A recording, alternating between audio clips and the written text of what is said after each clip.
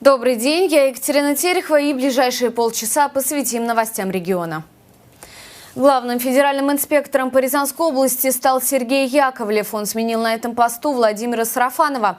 Сергей Яковлев хорошо знаком рязанцам. Он был заместителем главы администрации Рязани, а с 2012 года федеральным инспектором по Рязанской области аппарата полпреда президента в ЦФО.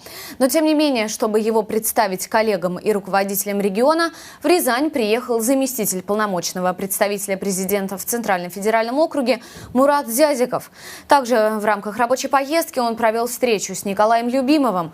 Говорили о праздновании 80-летия Рязанской области, работе приемной президента и исполнении майских указов главы государства.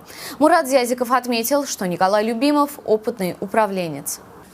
По Рязанской области у нас неисполненных поручений на сегодняшний день нет, но есть какие-то промежуточные поручения, которые должны в течение, скажем, этого года, это условно так, если там строится какой-то объект, понятно, что проектно-сметная документация готовится, скажем, в текущем году, а само строительство завершается. Поэтому такой своеобразный контроль, и такие есть у нас поручения, которые еще не исполнены, но их нельзя назвать неисполненными, а все остальное у нас все идет в таком штатном режиме. Обсудили вопросы дальнейшего взаимодействия, как мы будем вместе работать, исполняя майские указы, поручения президента, готовясь, собственно говоря, к нашему юбилею 80 лет Рязанской области. Ну и ряд таких мероприятий, важных для области, которые состоятся сейчас уже летом, осенью до конца года. Тоже проговорили.